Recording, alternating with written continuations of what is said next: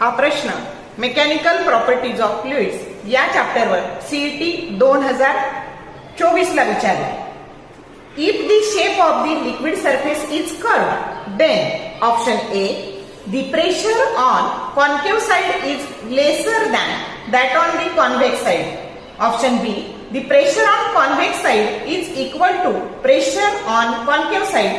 C, the pressure on concave side is greater than that on the convex side.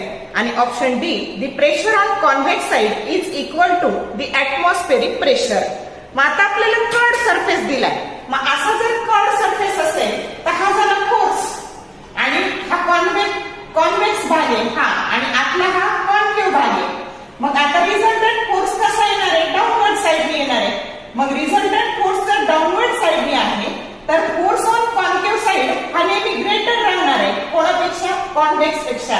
आणि मग जर force greater आहे तर P बरोबर, आता तुम्हाला माहिती आहे की पी बरोबर एफ बाय ए, आणि म्हणून जर फोर्स जास्त कॉन्केव्ह साइड वरचा म्हणजे डाऊनवर्ड फोर्स जास्त तर प्रेशर सुद्धा जास्त, आणि म्हणून pressure of concave side is always greater than pressure on a convex side, की जो करेक्ट ऑप्शन सी आहे. समजलं का? आणि तेच जर असं दिलं असतं तरी पण नेहमी हा कॉन्केव्ह साइड वरचाच फोर्स नेहमी जास्त असतो.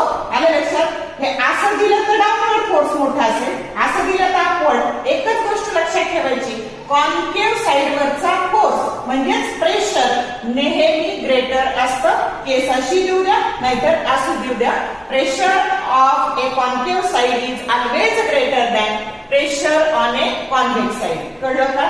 शॉर्ट व्हिडिओ आवडले लाईक करा, शेअर करा, कमेंट करा. For more useful tips and tricks keep watching wings of physics. Thank you very much.